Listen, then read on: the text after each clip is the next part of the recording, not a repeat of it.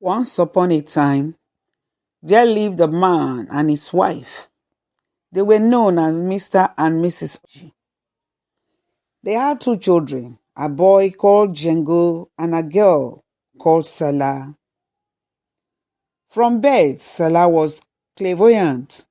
She could tell things that will happen in the future, while her brother Django had no such powers.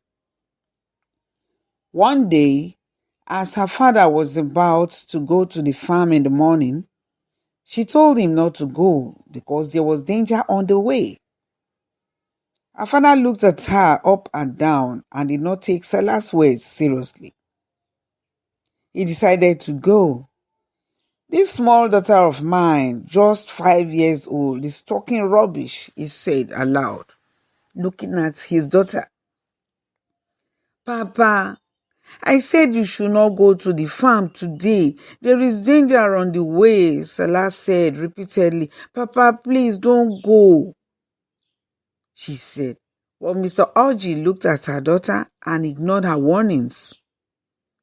"Mama," said Sala, turning to her mother, "I told Papa not to go to the farm today because there is danger on the way." Her mother looked at her and shoved her aside. "Let your father be, Sala," replied her mother. "He's a man and he knows what to do." With that, Sala watched her father leave the house, heading towards the farm. It was not up to 30 minutes that he left that he was carried back home, injured. A wild animal had attacked him and injured him on his way to the farm. From that day on, they never took Sala's words for granted. After some years, it got to a point that the household became afraid of Sala because whatever she said always came to pass. She saw so much and said so much that the villagers became afraid of her.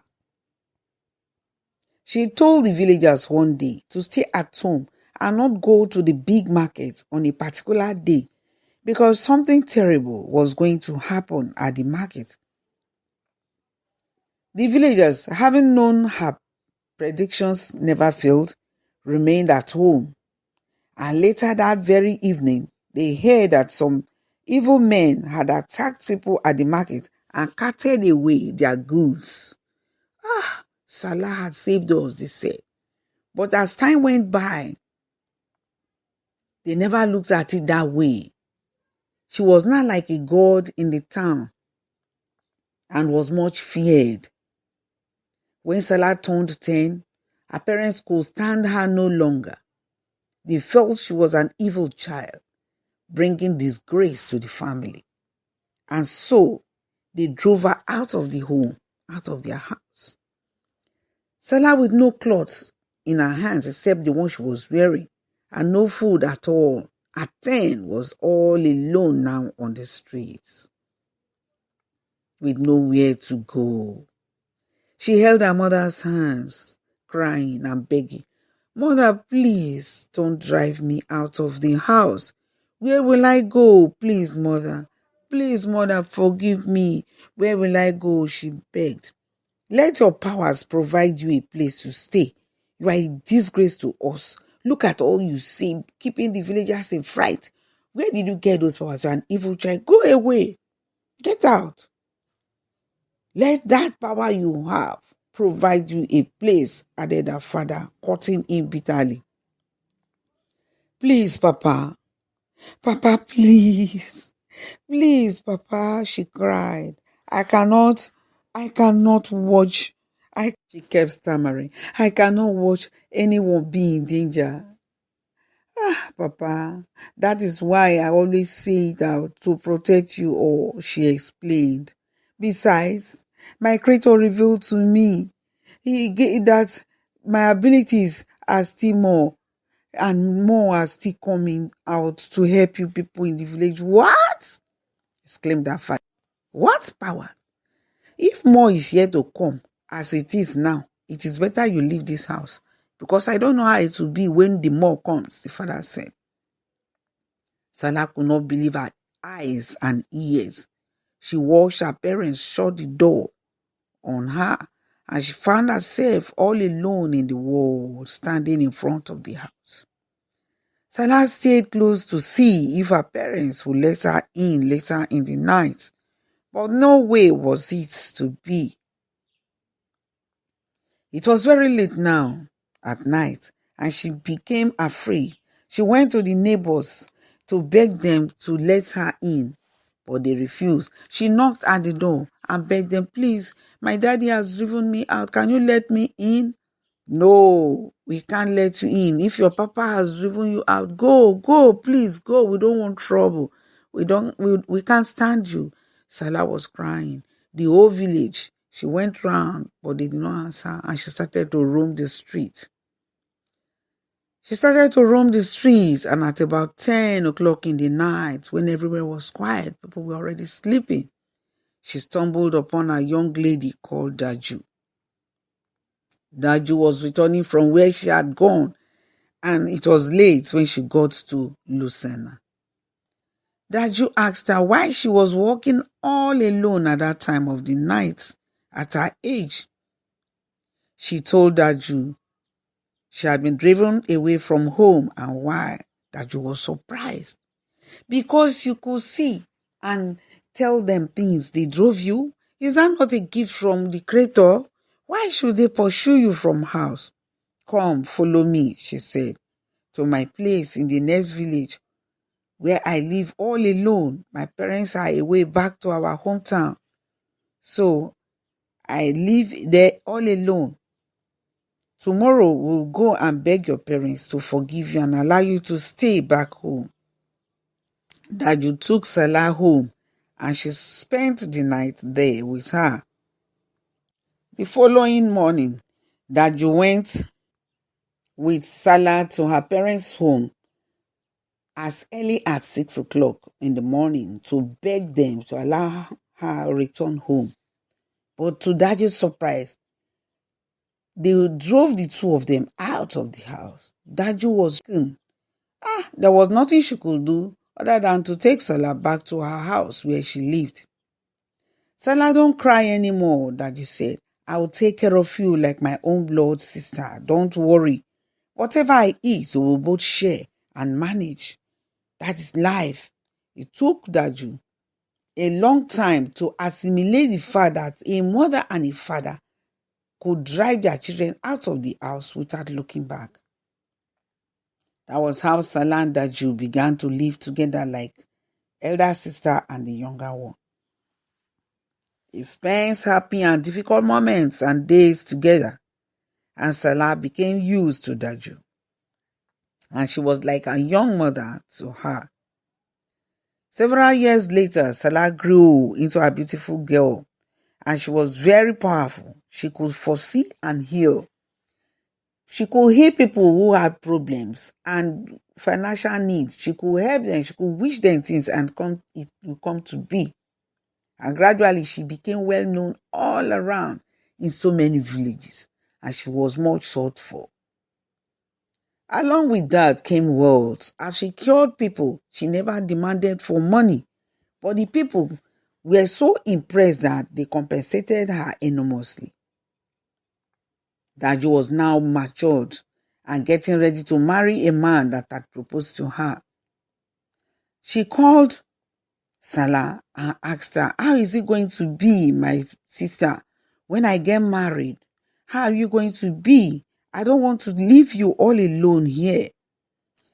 They put their heads together and together they agreed to build two houses, each facing the other. Daju and her husband went to live in one, while Sala lived opposite her. In all, they were looking after each other. All this while, meanwhile, her parents never came to look for her. So, that was it. The place she lived was just a village next to the one her parents lived. But her parents did not know. Few years later, when Salah was 20,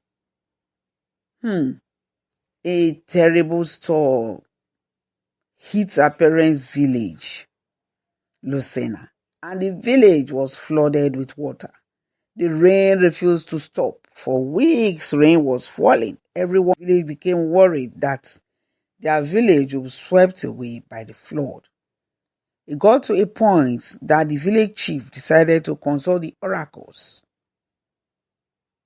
He went to the diviner, and there everything was laid bare in front of him. You have wronged the gods of the land, O chief, the diviner said. A young girl sent to help you all in that village of Lucerne, to heal and to make you people rich and powerful, was driven out of the land. And the gods have also decided to chase you all out with a storm, the way you chased the little girl out of the land. Ah, exclaimed the village chief. Nothing of such has ever happened in my village. Are you calling me a liar? Asked the diviner angrily. No, great one, the village chief replied. Please pardon me for my words. Go now and ask your people about it, the diviner said. And when you find the truth, look for her and beg her for forgiveness, all of you. Without that, the rain will wipe you all out of Lucerne, the way you drove her. The truth was discovered when the chief went back and asked, and yes, they remembered that a girl called Sala, who used to predict things, was driven out by her parents, and no one in the village had agreed to accommodate her. That was it. They started searching for Sala. And for 7 days, they searched different villages and its environment. They didn't see her until one day they were told where she was staying by a passerby who was going from one village to another, seeking for healing, but Sala had healed her child. They all went to where Sala was living with Deji, and there they begged Sala for forgiveness. They begged and pleaded for her to return to the village of Lucerne. But Sala refused. Sala was no longer used to them. Deji was her sister and her blood relative because she did the role of that to her. After much begging, Deji had to come in and beg Sala to just go and help them. So, Sala, Deji and her husband, they all went together to the village, and actually it was flooded, almost being wiped out. Sala touched the water. Sala looked up and down and shook her head. This was where she had lived and she had been driven. When they got there, she got a spiritual message on what to do. She touched the water that had flooded the land and raised her face towards the sky and felt the rain drop on her face. Her tears, the tears that welled up in her eyes, ran down and dropped into the water. And she chanted some words, and the rain that had been falling for weeks stopped. After that, Sala wiped her face, turned her back on her village, and left with Daju and her husband, refusing to go back to Lucerne. Years later, Sala got married and lived happily with her newfound family. Although she forgave her parents and the villagers, she never went back to them.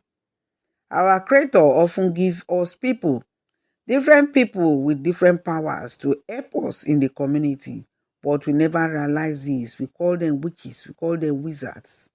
Never chase people out of your home because of that. Try to identify the type of power they have before taking action. That's the end of the story. Don't forget to like, subscribe, and share the videos. Thanks for watching.